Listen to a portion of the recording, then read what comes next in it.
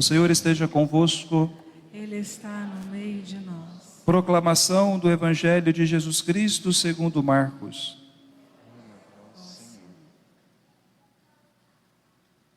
Naquele tempo, João disse a Jesus: Mestre, vimos um homem expulsar demônios em teu nome, mas nós o proibimos porque ele não nos segue. Jesus disse: Não o proibais, pois ninguém faz milagres em meu nome para depois falar mal de mim. Quem não é contra nós é a nosso favor. Em verdade eu vos digo, quem vos der a beber um copo de água porque sois de Cristo, não ficará sem receber a sua recompensa. E se alguém escandalizar um destes pequeninos que creem, melhor seria que fosse jogado no mar com uma pedra de moinho amarrada ao pescoço. Se tua mão te leva a pecar, corta-a. É melhor entrar na vida sem uma das mãos, do que tendo as duas, ir para o inferno, para o fogo que nunca se apaga. Se teu pé te leva a pecar, corta-o. É melhor entrar na vida sem um dos pés, do que tendo os dois, ser jogado no inferno. Se teu olho te leva a pecar, arranca-o. É melhor entrar no reino de Deus com um olho só, do que tendo os dois, ser jogado no inferno, onde o verme deles não morre e o fogo não se apaga. Palavra da salvação. Glória a vós, Senhor.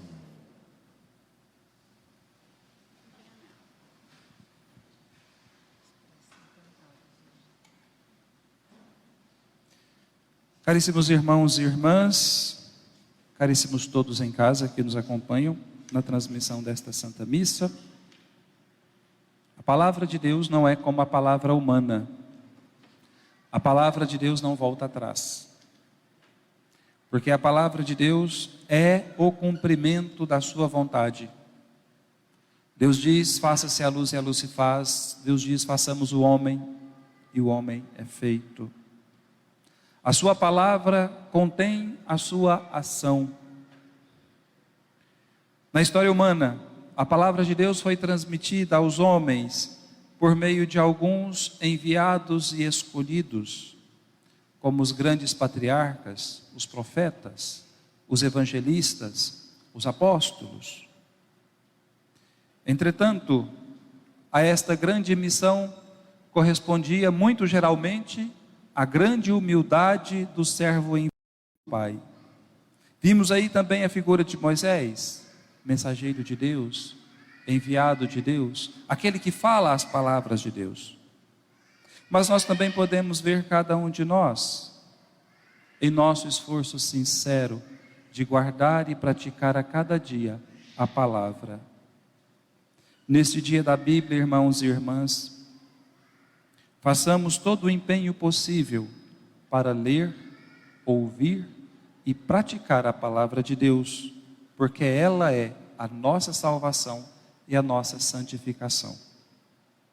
Ordinariamente o Senhor fala aos homens por meio dos seus missionários, enviados, escolhidos, por meio da sua igreja e por meio da sua palavra.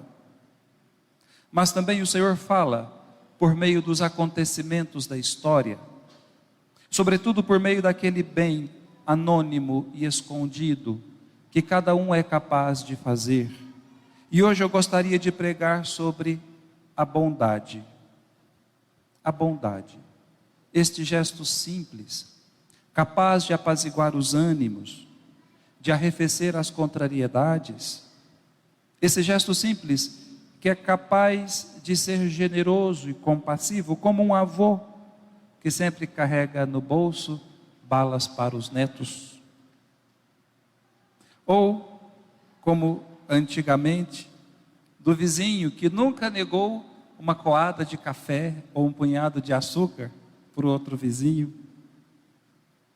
Aquela bondade dos antigos, de fazer o bem sem olhar a quem, de estender a mão sem perguntar por quê. Aquela bondade escondida que tinge de alegria e de ouro aquele dia talvez recheado de tristezas e melancolias. A bondade de sorrir e de dizer bom dia, às vezes para alguém que você nunca viu na vida. A bondade do abraço do pai e da mãe, que muitos não dão há quase 2 anos. A bondade de falar sempre bem do outro na sua ausência, de não levantar falso sobre nenhuma pessoa, de defender a honra de quem não pode se defender. Certamente, enquanto eu lia essa lista, você se recordou de muita coisa. Seu coração se encheu de muita alegria. Você pensou assim: nossa, quanta coisa boa eu posso fazer. Quanta coisa boa já fiz. Sim, quanta coisa boa nós fizemos. Quanta coisa boa nós podemos fazer. E podemos fazer muito mais. O melhor é que tudo isso fica escondido, como diz Jesus no Evangelho de São Mateus, e o Pai do céu, que vê o que está oculto, te dará a recompensa. Qualquer pessoa de qualquer credo religioso, até mesmo aqueles que não têm nenhuma religião, podem e devem cumprir o seu dever moral para o bem do outro, sem que isso suscite invejas nem ciúmes, como João, o apóstolo no Evangelho lá, falando para Jesus. Olha, Senhor, nós ficamos sabendo que tinha alguém ali expulsando demônios em seu nome, mas nós o proibimos porque ele não é dos nossos. E Jesus corrige João. Pelo contrário, o caminho da bondade e retidão é o caminho mais curto para encontrar Deus. O verdadeiro cristão sempre se alegra com o bem do outro. Nunca se entristece com... A inveja é a tristeza pelo bem do outro. O cristão nunca se entristece pelo bem do outro. Nunca é invejoso. Alguém lá no campamento de Israel correu até Moisés e foi lá denunciar que 2 homens profetizavam sem o seu consentimento. João no Evangelho foi lá fofocar para Jesus que alguém expulsava demônios em seu nome sem ser um discípulo. Ora, ninguém é capaz de fazer o bem se isso não lhe for dado como dom, se não for dom de Deus. O bem é dom de Deus. Às vezes, o único lampejo de Deus em sua vida que alguém vai ter será uma ação generosa, às vezes até oculta, que alguém lhe fará numa hora oportuna, uma palavra, um gesto, uma caridade. Ali naquele pequeno ato de bondade, escondido e generoso, pode ser que alguém veja: Deus me ama, Deus pensa em mim. Nenhum ato de bondade de Jesus ficará sem sua recompensa, nem um copo com água dado, porque sois de Cristo, ficará sem recompensa. Quanto mais agir retamente segundo a consciência moral, para o bem do outro. A ação do Espírito Santo no mundo se dá ordinariamente por meio da igreja. É o modo ordinário do Espírito Santo agir. Mas ele vai além, porque ele não se circunscreve aos limites da igreja. É ele quem move todos os corações de todos os homens para o encontro com Cristo e com o Pai de quem ele procede. E é o Pai quem revela aos corações o Filho. Esses corações guiados, enviados, movidos pelo Espírito Santo. Você pensa assim: ah, meu pequeno ato de bondade ninguém vê. Que ótimo que ninguém vê. E que ótimo que só Deus vê. Porque às vezes, através desse ato de bondade, o Espírito Santo vai mover algum coração para o encontro com o Cristo. Assim, quando você encontrar alguém que é capaz de um gesto de bondade altruísta, louve a Deus, louve a Deus. E quando possível, ajude a iluminar aquele gesto de bondade, colocando sobre ele a luz do amor divino, mostrando para a pessoa: olha, esta bondade da qual você é capaz, provém de Deus, provém de Deus. Isto te enobrecerá, e não empobrecerá nem você, e nem quem fez aquele gesto de bondade. Irmãos e irmãs, falamos de bondade, mas nós também não podemos fechar os olhos a outra realidade. A tensão que existe no mundo entre pessoas, ou por causa de sua riqueza, ou por causa de sua pobreza, ou das classes sociais às quais pertencem. Isso ainda é fonte de muitos pecados pessoais, sobretudo devido ao orgulho, à avareza e à soberba, que são pecados capitais. E a leitura que nós ouvimos de São Tiago, ela é contundente. São Tiago, ele vai na raiz do problema. Ele condena o roubo do salário do trabalhador. Por que é o roubo? Porque aquele que você retém, que não é seu, é roubo. O roubo do salário do trabalhador e a acumulação desenfreada de bens. A igreja ensina que não pagar o salário justo é um dos 4 pecados que bradam ao céu reclamando justiça, juntamente com o pecado do homicídio voluntário. E aqui o homicídio voluntário em todos os seus graus: o parricídio, o fratricídio, o homicídio, o aborto. Juntamente com o homicídio voluntário, o pecado da sodomia, da opressão dos pobres e não pagar o justo salário, são os pecados que bradam aos céus por justiça. Não é preciso sequer ser religioso, não é preciso sequer ser católico para compreender que o trabalhador merece o seu justo salário. Qualquer pessoa de qualquer lugar, de qualquer país, de qualquer cultura é capaz de compreender isso. Que a vida do meu semelhante é tão preciosa quanto a minha vida, e eu não tenho direito de atentar contra a vida do outro. Que ninguém pode explorar a vida do outro a seu favor. Que eu não posso explorar o meu semelhante, que eu não posso pisar no meu semelhante, que eu não posso usar o meu semelhante de escada, de trampolim, para eu crescer na vida. Que as relações entre pessoas do mesmo sexo são contrárias à natureza criada por Deus. Para o cristão, porém, estas que são exigências da lei natural, elas adquirem uma gravidade mais profunda, uma gravidade maior, porque nós recebemos o dom do Espírito Santo no nosso batismo. Todos os homens estão obrigados a observar a lei natural, mas nós, além da lei natural, ainda temos a lei divina. O católico não pode não cumprir a lei natural, porque ela é condição para cumprir a lei divina. Caso contrário, esse irmão que descumpre a lei natural cai em outro pecado condenado por Jesus no Evangelho, o pecado do escândalo. O que é escândalo? Escândalo não é quando a mídia põe lá uma manchete, né? Os jornais gostam de pôr lá a manchete: o padre foi preso porque roubou, por exemplo. Aí a pessoa vê aquela manchete: nossa, que escândalo. Isso aí é um escândalo? É um escândalo moral. Mas o que é o escândalo na Bíblia? Olha só o que diz o Catecismo da Igreja Católica. O escândalo é a atitude de comportamento que leva o outro a agir mal deliberadamente. É aquela atitude que leva o outro a fazer o mal. É a atitude que induz o outro ao erro, ao mal, ao pecado. O escandaloso transforma-se em tentador do seu próximo. Olha que coisa grave. Quem que é o tentador? Quem é aquele que nos tenta todos os dias? O demônio. Se o escandaloso se torna tentador do seu próximo, o escandaloso se torna o quê? Um colaborador do demônio. Está com a carteira assinada pelo outro lado, né? Se torna tentador do seu próximo, porque atenta contra a virtude e a retidão, podendo arrastar o próximo para o pecado, que é a morte espiritual. O escândalo constitui uma falta grave, se por ação, atitude, ou por omissão, levar deliberadamente outra pessoa a cometer um pecado grave. Por que a omissão é colocada? Porque diante do mal, eu não posso me omitir, nem diante do bem. Eu sou obrigado a agir coerentemente com o bem, e também sou obrigado a agir coerentemente quando eu me deparo com o mal.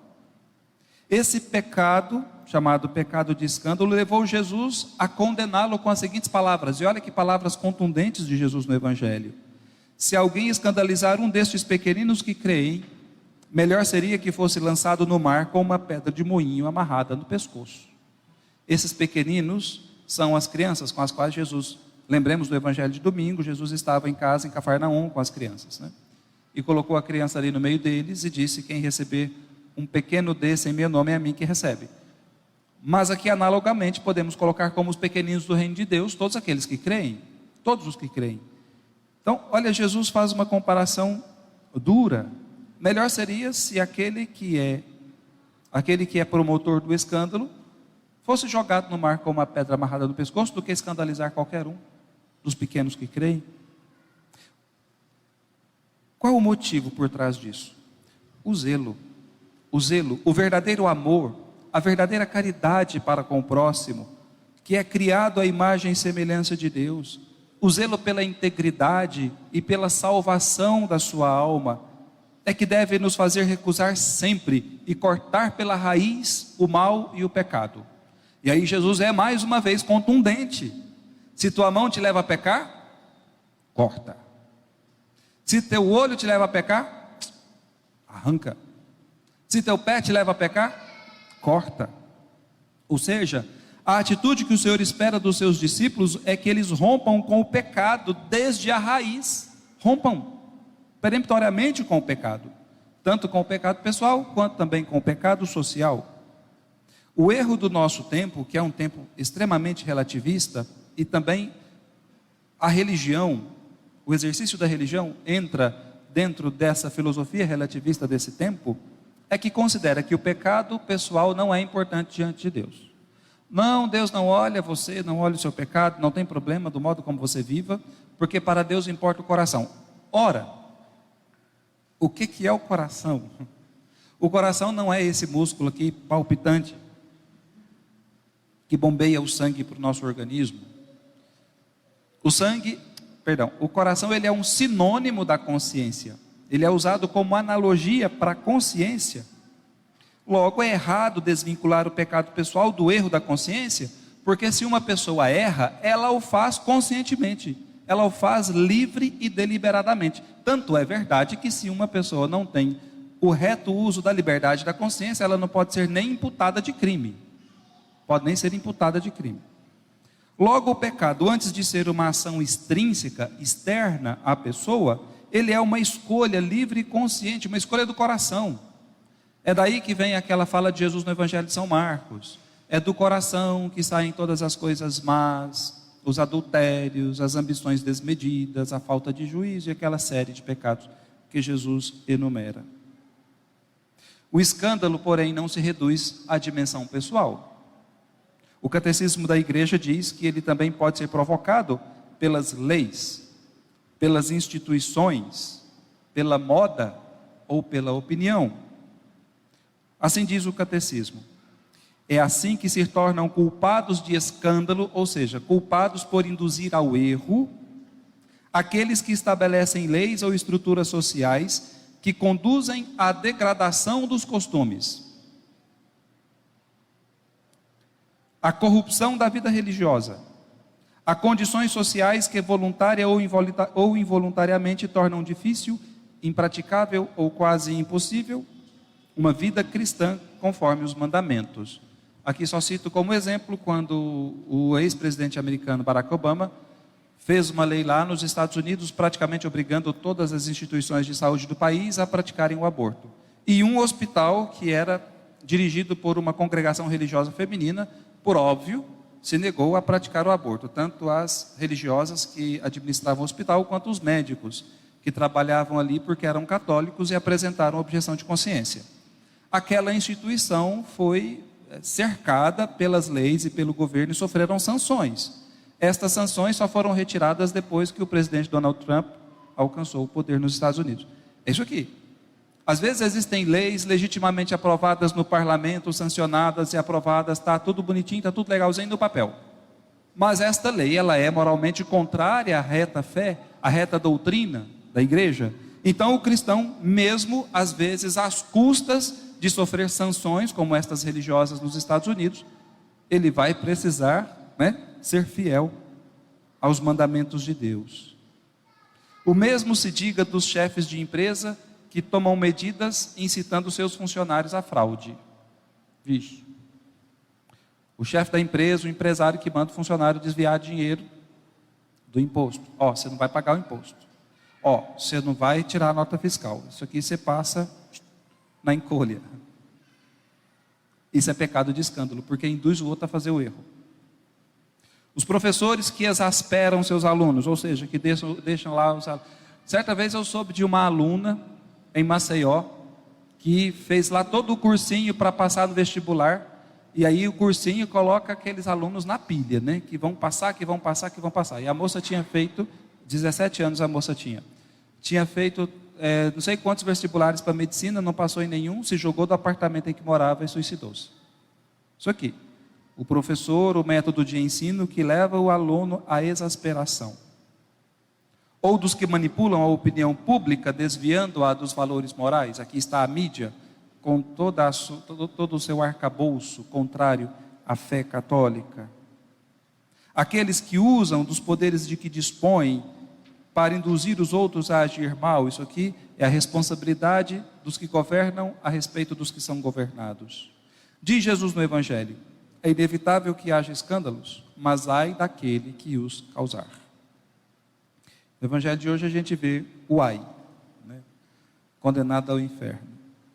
E o inferno existe, apesar do que dizem aí alguns mais animadinhos, o inferno existe. Todavia, irmãos, ao pecador o Senhor dá a chance de se arrepender e voltar, desde que corte a mão, arranque o olho, corte o pé. Dói, é claro que dói. Cortar com o pecado desde a raiz é dolorido? É difícil, não é fácil, mas é possível. São Pio X, no seu catecismo, ensina que ninguém pode desesperar da própria salvação.